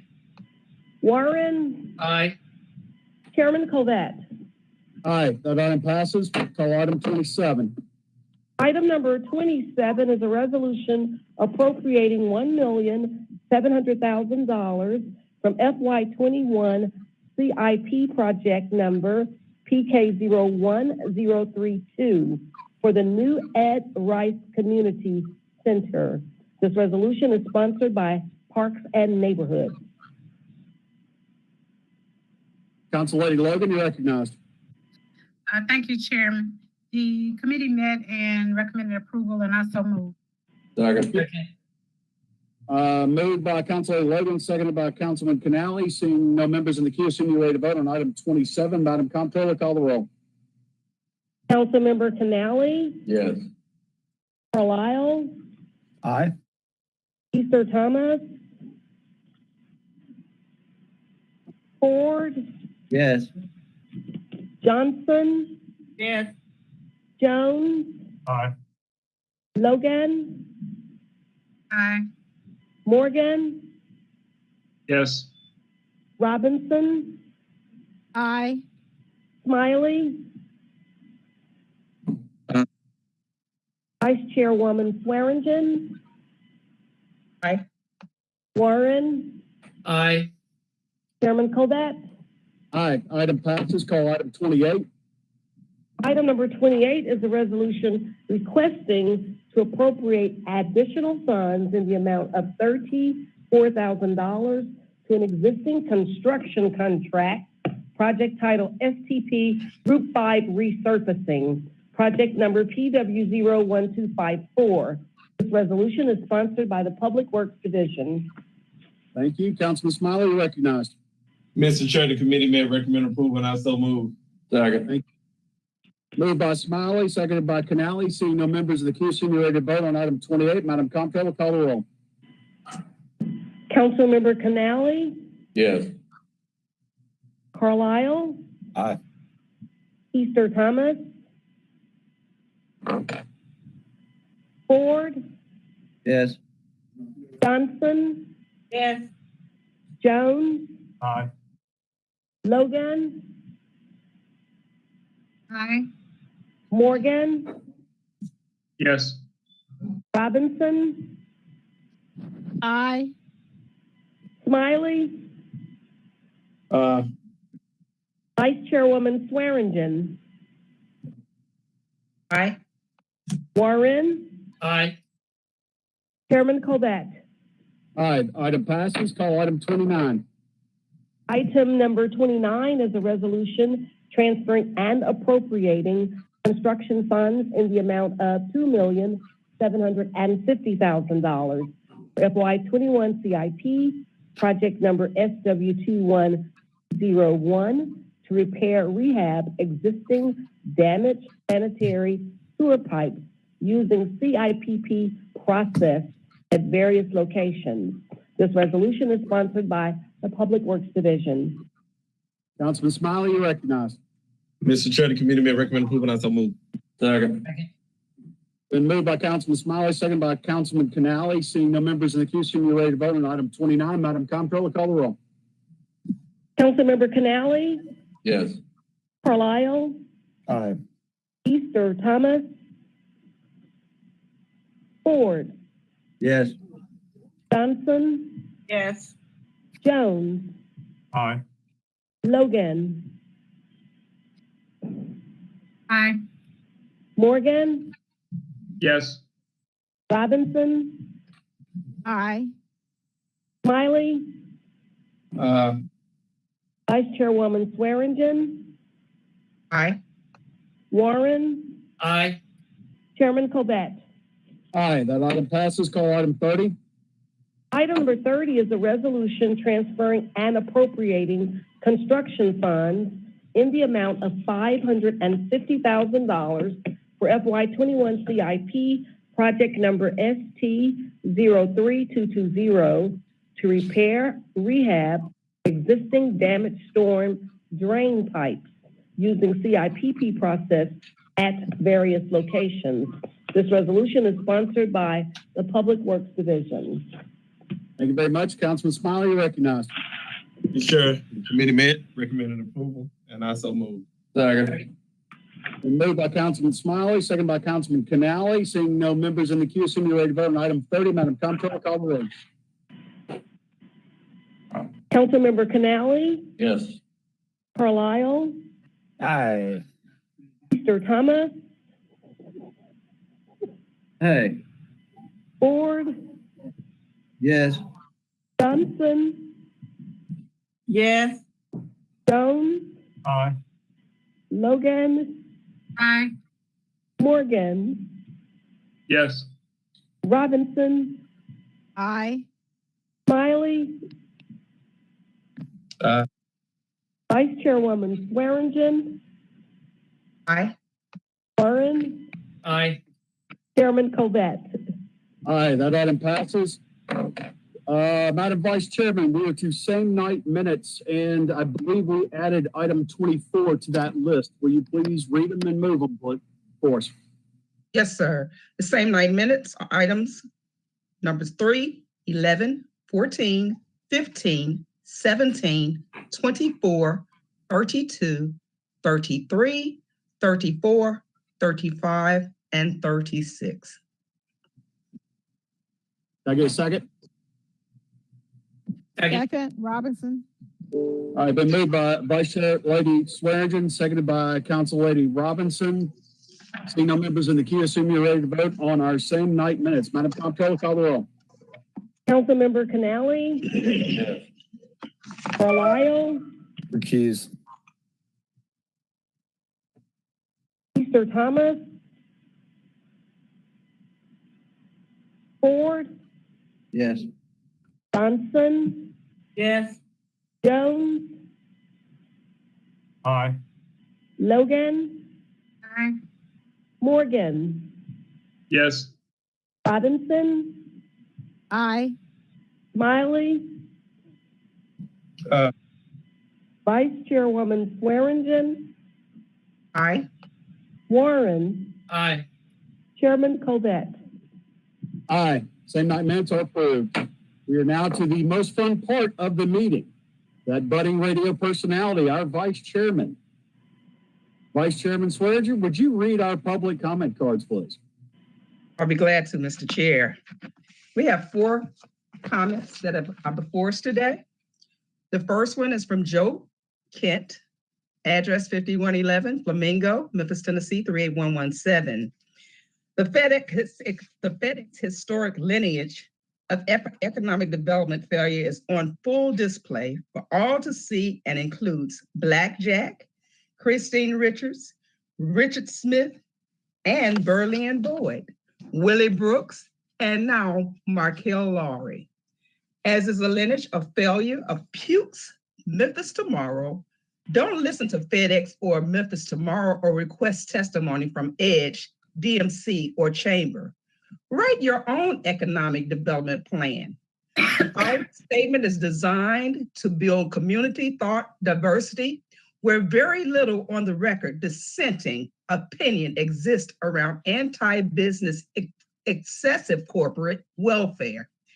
FedEx blaring nonstop public relations machine has many Memphians brainwashed and believing Memphis would be nothing without FedEx. The fact is that FedEx would be nothing without Memphis, and Blackjack would likely be nothing as well. Our second comment by Jenny McEnany, 1361 West Crestwood Drive, Memphis, Tennessee 38119. Thank you for your service and patience. Listening to comments after a long day of consecutive meetings, I am a District 2 property owner offering comments on behalf of Yorkshire Neighborhood Watch. The Yorkshire Neighborhood Watch boundaries are Park Avenue to Quince Road between Estate Drive and I-240. The neighborhood is less than 4 miles southwest of the location of the Saturday, January 2nd, 2021 street takeover on I-240 at Walnut Grove, which was reported by the local news and highly publicized with viral videos. Residents here are quite concerned about the reckless driving and drag racing, which has become a disturbing part of our daily life throughout the Memphis Park Avenue and neighborhood's north boundary. It's a rush hour racetrack where drivers dart in and out of lanes, trying to get ahead of those who are following speed limits. Late night and early morning drag racing on both Park Avenue and Estate Drive have become commonplace. How performance vehicles even travel as a caravan through the neighborhood. Reckless driving and daredevil driving stunts are immediate threat to the public safety, a nuisance to neighborhoods and all who use public streets and highways, and the economic development issue. Additional regulations and enforcement are necessary. Oh, we thank Councilman Member John Ford Canale for sponsoring a new ordinance to prohibit and penalize organizations and participating in drag racing and reckless driving exhibitions and implore you to adopt it expeditiously. Item number 3, or comment number 3, is from Raymond B. Gill III, 1365 Yorkshire Drive, Memphis 38119. I'm a business owner in District 2 property, owner offering comments on behalf of the Yorkshire Neighborhood Association Incorporated. High performance vehicles offering great speed and power are proliferating. As the popularity of these muscle cars has increased, so has the availability of aftermarket parts, exhaust system enhancements to achieve both maximum horsepower on an aggressive engine. Those sounds are attractive to muscle cars enthusiasts and terribly obnoxious to those sharing the road or attempting to relax at home, learn at school, operate their business, worship at church, or simply enjoy being outdoors. Strong deterrents are necessary, but the increasing vehicle noise is disturbing the quiet enjoyment of neighborhoods and impairing economic development throughout our city. Rowdy, unruly groups of individuals with muscle cars modified with loud exhaust are proliferating throughout Memphis and Shelby County and in other cities around the country. This is a large issue that needs to be regulated and policed. We thank Council Member John Ford Canale for introducing ordinance changes targeting vehicle noise reductions. The YNA urges this council to approve vehicle noise ordinance changes, which include fines and mandatory repair of non-compliant vehicles. Noisy vehicle owners fall into two basic subsets: those who intentionally alter their vehicles and those that fail to maintain their vehicle properly. The YNA supports recognizing these subsets and imposing more stringent consequences upon the intentional acts. Thank you for your service, and we thank you as a community. Item number 4 is from Dennis Lynch, 347 North McLean Boulevard, Memphis, Tennessee, 38112. We all know. Council Lady, you're muted all of a sudden. We all know Dennis Lynch, 347 North McLean Boulevard, Memphis, Tennessee, 38112. We all know that MLGW buys its power from TVA, but we don't all know that that MLGW considers its future power supply options. TVA is lobbying very hard for MLGW to stay with TVA. This report is linked here. The Sierra Club released its report, The Dirty Truth About Utility Climate Pledges, that grades the top 50 U.S. utilities on the energy transition plans on Monday, January 25th. TVA earned a failing grade according to the report. Find the report by Googling the report's name. Scores in the report are based on utilities, IRPs, and data from S&P Global Market Intelligence, as well as from ELA, FERC, 2 federal energy agencies. The scores are calculated based on utility plans to, number 1, retire existing coal plants by 2030. Number 2, build any new gas plants. And number 3, build clean energy resources. These 3 factors are the ones that really matter for reducing emissions. TVA's grade reflects its decision to continue running Shawnee, Cumberland, Gallatin, and Kingston after 2030. Add new CTs, which is combustion, turbine, gas burning plants. The CCs, combined cycle gas burning plants, and not ramp up renewables and other clean energy technologies fast enough to fully decarbonize its portfolio.